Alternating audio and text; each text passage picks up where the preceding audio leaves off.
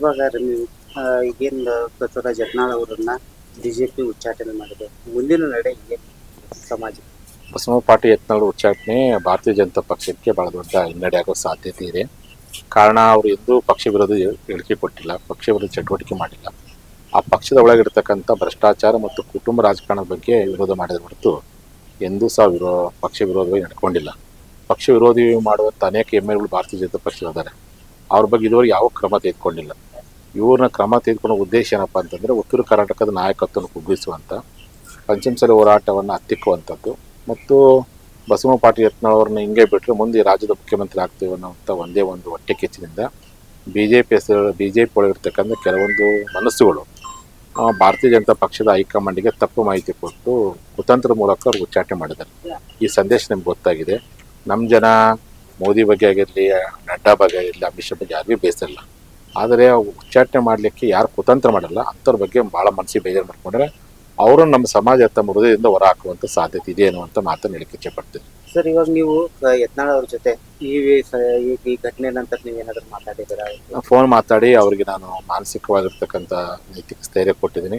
ಅವರು ಭಾಳ ಅವರು ಯಾವತ್ತೂ ಇಂಥದ್ದು 2-3 ಸರಿ ಪ್ರಕರಣ ಆಗಿದೆ. ಅವ್ರೇನು ಧೃತಿಗಟ್ಟಿಲ್ಲ, ಭಾಳ ಗಟ್ಟಿಯಾಗಿದ್ದಾರೆ. ನಾನು ಅವರ ಗಟ್ಟಿಯಾಗಿದೆ, ಯಾರು ವಿಚಿತ್ರ ಆಗಬೇಡ್ರಿ. ಒಳ್ಳೆ ಕಾಲ ಬರುತ್ತೆ. ಅನ್ಯಾಯ ಮಾಡಿದವರಿಗೆ ಪಾಠ ಕಲಿಸೋಣ, ಉತ್ತರ ಕರ್ನಾಟಕಕ್ಕೆ ನ್ಯಾಯ ಕೊಡಿಸೋಣ, ಸಮಾಜಕ್ಕೆ ನ್ಯಾಯ ಕೊಡಿಸೋಣ ಅಂತ ಒಂದು ಭಾಳ ದೊಡ್ಡ ಆಶಾಭಾವನೆ ಹೊಂದಿದ್ದಾರೆ.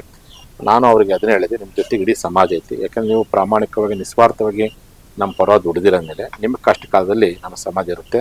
ನಮ್ಮ ಜನಾಂಗದವರಂತರೂ ಯಾರೇ ನಮ್ಮ ಸಮಾಜದ ರಾಜಕಾರಣಿಗಳು ಪ್ರಾಮಾಣಿಕವಾಗಿದ್ದಂಥ ವ್ಯಕ್ತಿಗಳು ನಮ್ಮ ಜೊತೆಲಿ ಏನು ಬೆಂಬಲ ನಿಂತಿರ್ತಾರೆ ಹೋರಾಟಕ್ಕೆ, ಅಂಥವ್ರಿಗೆ ಏನಾರು ಅನ್ಯಾಯವಾದಾಗ ಅವ್ರ ಜೊತೆ ನಿಲ್ಬೇಕೆನ್ನುವಂಥದ್ದು ನಮ್ಮ ತತ್ವ ಸಿದ್ಧಾಂತ.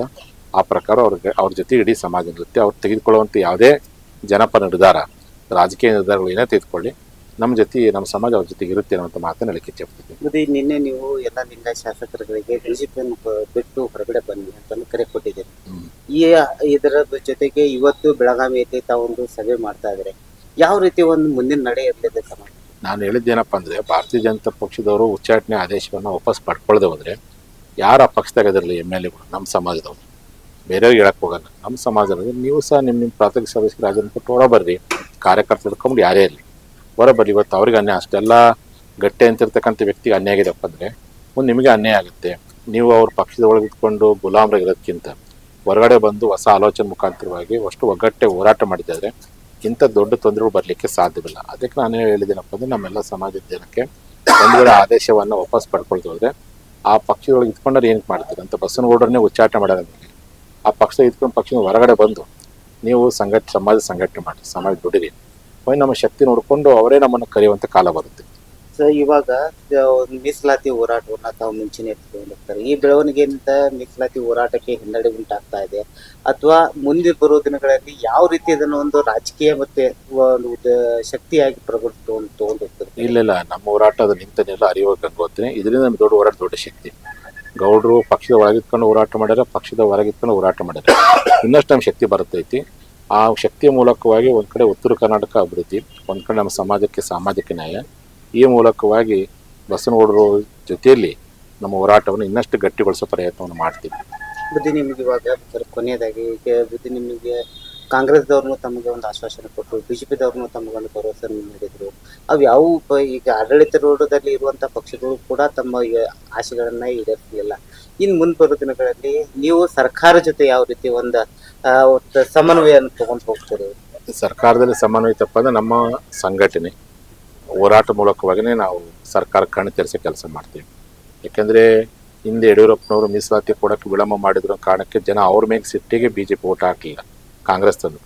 ಇವರು ಅಧಿಕಾರಕ್ಕೆ ಬಂದ ಮೇಲೆ ನಮಗೆ ಲಾಠಿ ಏಟು ಓಡಿಸಿದ್ರು, ಬೋಟ್ ಏಟು ಓಡಿಸಿದ್ರು, ತೊಂದರೆ ಕೊಟ್ಟರು. ಇವ್ರ ಮೇಲೆ ಸಿಟ್ಟಾಗಿ ನೀವು ಮತ್ತೆ BJP ಕಡೆ ವಾಲ್ತಾ ಇದ್ರು ನಮ್ಮ ಜನ.